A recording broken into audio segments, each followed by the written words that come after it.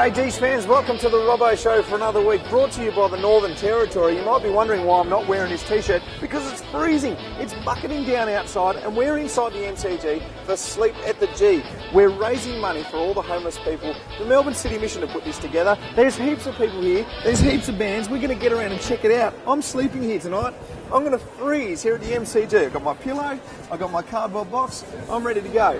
Let's go and check it out. But first, Michael Evans is a guy that's had to rebuild his body. We spoke to him. Check this out. There's not many blokes in the AFL that'll go around and just have a perfect body that they'll play their first 150 games in 6 or 7 years and they just go on and continue to play 250 games. It doesn't work that way. I look at someone like Geordie McKenzie or Jack Grimes and they've had to scrap for every game they've had to play. But yeah, I think it's not so much frustrating, it's just reality really. A lot of blokes have to work through certain things. For me it's just the way my, I guess, core around my body is, and it's something that I need to continue to build, and hopefully sometime down the track when I'm 25 I won't have to worry about it as much, but in the meantime, yeah, it's something I've got to keep working on. I think by the time I had that last stress injury, it was kind of, everyone stood back a little bit and said, yeah, well, this isn't normal. There's something going on that's not quite right. You're not moving in the way that you should be. And basically from that point on to, I suppose, the start of our 2013 campaign in the pre-season, it was, let's just get all the information together, see whether you can actually go forward and play footy or not. And then if yes you can and it's not going to hold you back, how are we going to do that? So we went up to Sydney a couple of times and saw a couple of physios and doctors up there to get their opinion. And once they said that was all good and you should be right in the long term, it was about putting the work in to kind of rehab my hips and build my core strength a bit to make it a lot stronger.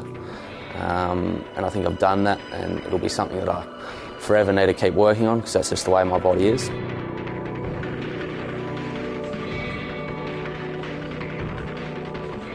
Yeah, obviously a massive relief, I think. Obviously not playing for the best part of 2 years. It's been a long time between drinks.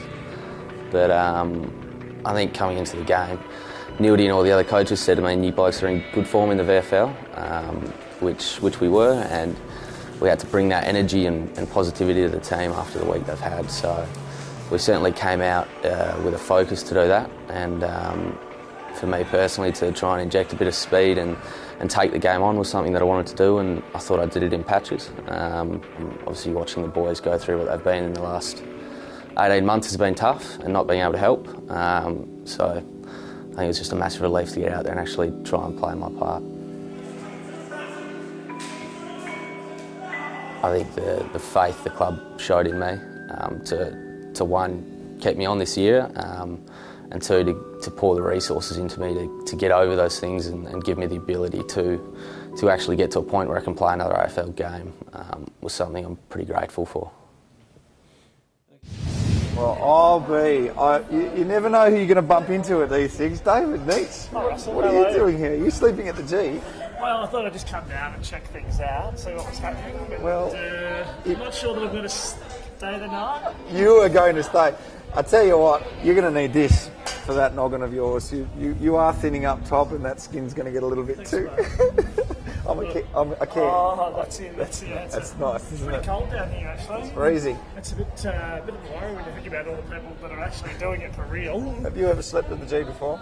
No, I've been here many times, but I've never slept here. There's a few games where the ball didn't come inside the forward 50 for a while. I fell asleep in the middle of the goal square, yeah. Didn't see much action. Yeah, well, good luck tonight. I'm going home. See you later. Oh, gosh.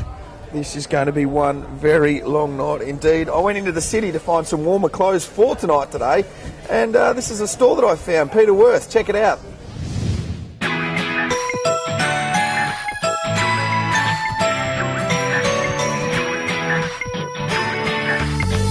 Peterworth is the fashion sponsor of the Melbourne Football Club. Now, they've set up a pop-up store down here in Howie Place in the city I'm here to meet Andrew, who's going to take me through all the latest gear. Let's go and check it out.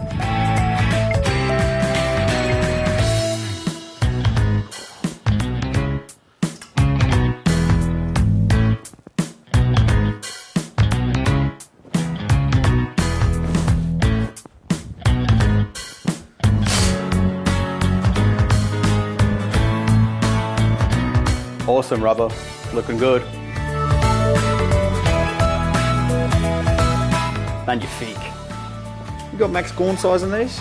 Nah, bad luck. Probably too cool for you anyway, Gorny.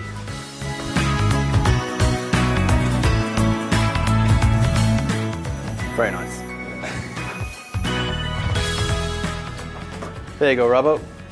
Look fantastic, mate. I'm excited. Excellent, thank you. Well, there you have it. That's the Peterworth pop-up store down here in Howie Place in the city, just off Little Collins Street. I have absolutely cleaned the store out and look fresh, if I do say so myself.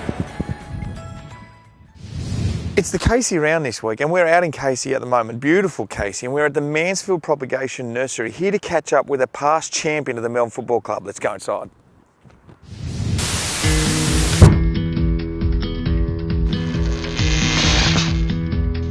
Remember when this week is all about propagation, which is what we need at the Melbourne Football Club at the moment? Good propagation. I'm going to find out what that means by interviewing this guy we're all going to know very well.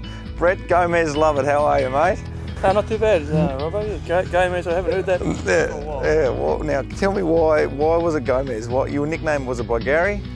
I think it was Gary, yeah. I mean, it seems to be the modern thing these days, but I've tried to grow a bit of a moustache and a bit of a beard there in one of my seasons, and it was quite wispy after Gomez Adams on the Adams family. Yeah.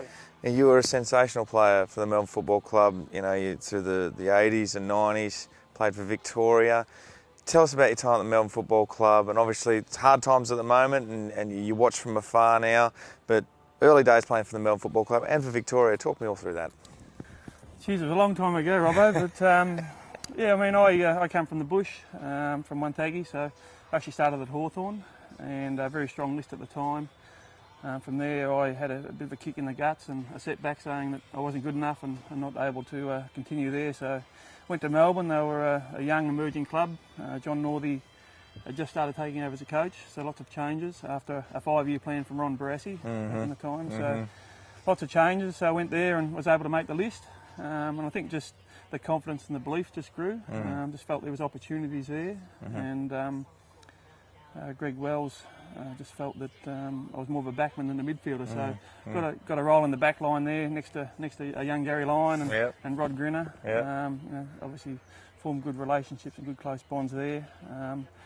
Just developed from there. I think once the confidence grew, and the side grew around John Northey, it was it's a good times, wasn't it? Mate, got some success through the late 80s. Yeah, very team orientated. I remember we lost, I think, our first 11 games or something like that in that 86 season. And then from there we won our last 5 and 6, and it just clicked and changed very quickly. So the guys of today just got to keep believing in themselves and believing in what nearly in the game plan's about. And things can change around pretty quickly. You just need to stick to those hard disciplines that you need. We do remember you on the footy show sweating up about 10 years ago, mate. That was amazing scenes. You're good on the sweat, aren't you? No, it happened quite a few times when John Northey had put the pressure on me and asked me to do a presentation before a game or something like that. So Gary and the guys obviously knew that was part of me. That's who I am. I got to the footy show, and in my retirement game, Sammy Newman put quite a bit of pressure on me on the day. He did. All those cameras, I'd never really done that in the whole 13 years. Yeah, you were very quiet. I avoided that sort of stuff. So gave it to Gary. I gave it to Gary. Rod Grinner was up in the front of the groups as well. So that's why Gary's where he is today, is because of you, isn't it? Because you palmed off all of your... for sure. Yeah, all that, and why he's such a good footballer also. You know, coming down from the back line, always fed the ball in the forward line. So he kicked 10 goals in a final there once. And because of you, I think I would give him 7 or 8 of those. So I thought he was very modest, but you get him on a roll. He's not too bad. I was very lucky to play with this guy. I'm not sure how many games we played. It might have been a couple of bracking matches or something like that. But end of your career was the start of mine. But it was an honour to play with a champion like Brett Lovett. Thanks for meeting us today, mate. Thanks, Robbo. Thanks for coming down. No worries. Not doing it too bad. Make sure you get all the edges. Yeah. Jeez, it's just like footy days. He used to order me around. Nothing's changed. Things have changed. You know, they've got kids telling you what to do these days. Everyone's allowed to have a voice. I wasn't allowed to say a damn thing to you blokes. No. I'd get belted. No, there's a food chain there, wasn't it? It was. Thanks, mate. Appreciate that. So I can come down and get some good prices. Yeah, Robbo, you can come in anytime, mate. Yeah, anytime you like. Good prices? Mates rates. Good mates rates. Thanks, mate. Well, that's been the Robbo Show, brought to you by the Northern Territory. Hope you enjoyed it. Ladies and gentlemen, this weekend, Sunday, 11:13 at the Pakenham train station. Make sure you get down there because the D train is heading off to the MCG for the game against GWS. Now, on the train, it's going to be a theme train. There'll be face painting, there'll be mascots. It'll be all decked out in Melbourne streamers. Get to the game for GWS because I'll tell you why. You need to support our players. You need to get there and just continually support because that's what they need right now. Nothing else is going to work. We just got to stick by them. I'm going to do that. I'm going to be the MCG. 110. See you there, and I'll see you next week on the Robbo Show.